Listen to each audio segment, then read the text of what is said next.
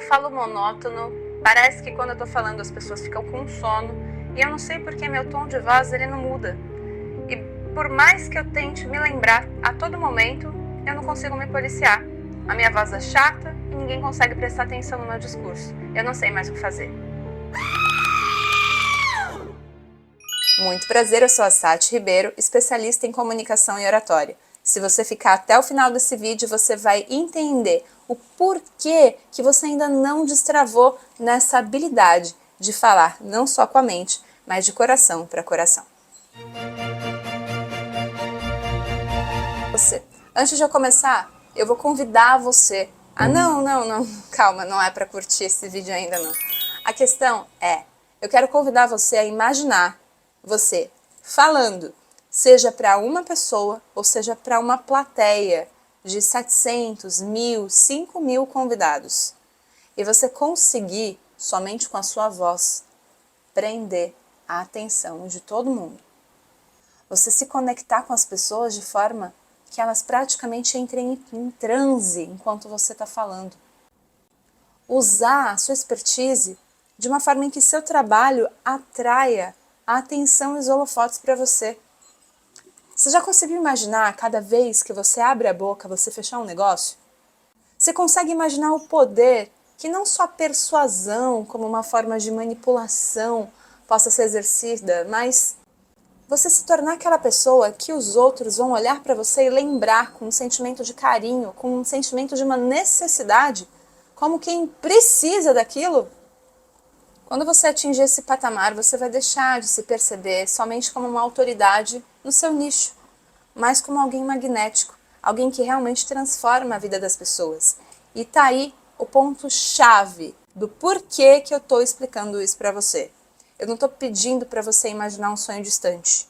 A questão é que muito provavelmente o motivo pelo qual você não atinge essa habilidade de falar com o coração é só um sintoma e não uma doença. Ou seja, eu não estou falando de um problema. Isso que você está sentindo, de não conseguir modular a sua voz, não é sobre você não conseguir falar, não saber como falar, ter vergonha de falar em público.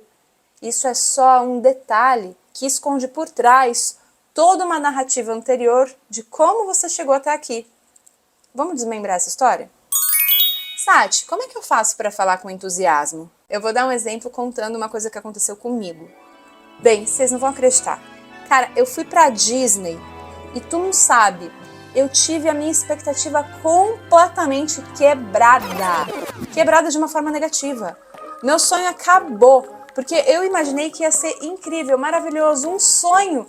E de repente, quando eu chego lá, eu não sei você, mas na minha cabeça, o Pateta não é aquele cara, aquela visão do bobo, aquele personagem que te faz rir por uma coisa simples, que não tem nem motivo muitas vezes.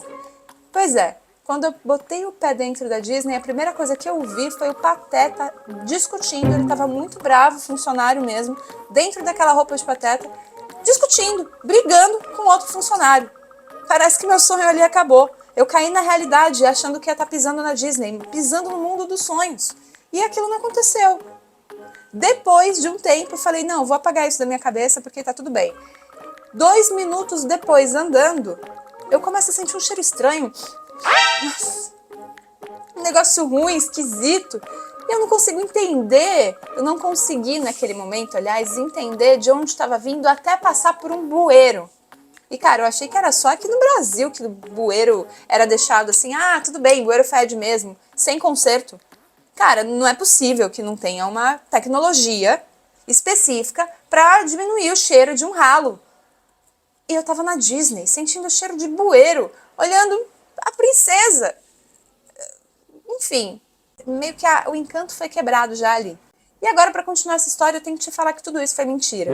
Que eu não fui pra Disney, eu não vi o Pateta brigando com ninguém, muito menos eu senti cheiro de bueiro em Orlando, porque eu nunca pisei lá. Mas eu contei essa história, primeiro para colocar para você um link para um outro vídeo onde eu conto quais são as técnicas que eu utilizei nessa história rapidinho para deixar você curioso, preso, imaginativo e envolvido nessa narração.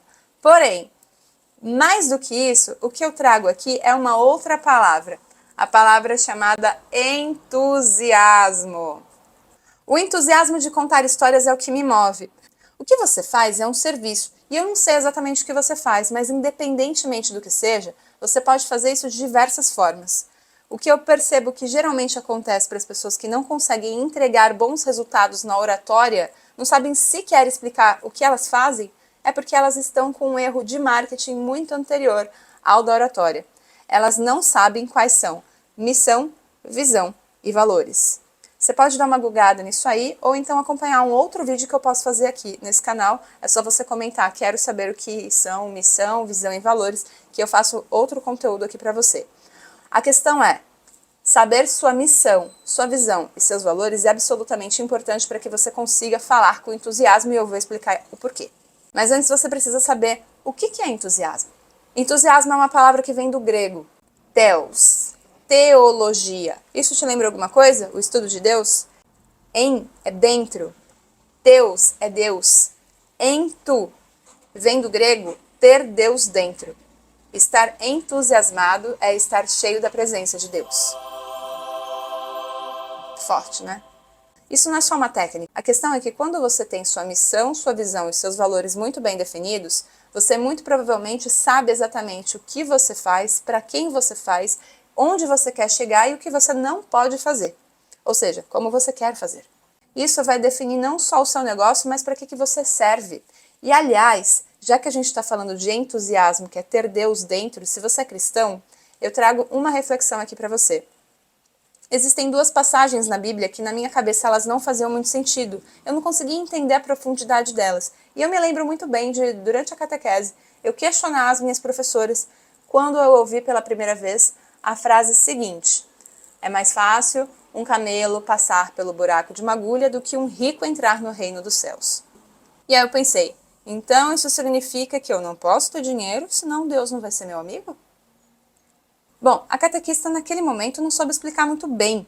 Porém, depois eu fui crescendo e fui percebendo que o que existe de mais próspero em todo o universo é a abundância divina. Você sai na natureza e não tem nada mais abundante do que o oceano, do que uma cachoeira, do que uma semente que gera uma árvore cheia de frutos. Tudo que Deus fez é abundante, não faz sentido pensar que a prosperidade é inimiga de Deus. E daí, isso me levou a pensar em outra frase. Outra frase bíblica que diz assim, não é possível servir a Deus e ao dinheiro. Ou seja, ou você serve a Deus, ou você serve ao dinheiro. E aí eu falei, caramba, então eu necessariamente tenho que abandonar tudo, virar freira, ou monge, entrar no monastério, seguir a Deus e acabou? Então eu não posso trabalhar, não posso ter família, não posso ter filhos? Como é que eu faço? Vai todo mundo pro inferno. Foi quando eu comecei a entender que o entusiasmo era exatamente sobre isso. Quando você tem claro de que você não pode servir ao dinheiro, você precisa saber todos os dias quando você acorda para que você vai servir. Ou melhor, para quem você vai servir. Colocando-se como um instrumento de Deus na vida das pessoas, você começa a entender a sua missão e não transforma o seu trabalho numa coisa chata que espera até o final de semana ou o próximo feriado para descansar. A questão é, o que eu posso mudar na vida da outra pessoa? Como eu me torno instrumento de Deus para oferecer algo positivo, real, algo que eu acredito? E aí você para de servir ao dinheiro, porque você para de trabalhar somente pelo ganho, e o ganho, a tua recompensa, passa a ser um transbordo, algo que chega por conta do teu plantio. Se você se coloca a serviço de Deus, se você se coloca em serviço, não tem como você não ter Deus dentro. E mas eu sou ateu, como é que eu vou ter entusiasmo para falar se eu não gosto de Deus? Só dá para ter entusiasmo falando se o meu negócio for com Cristo? Não.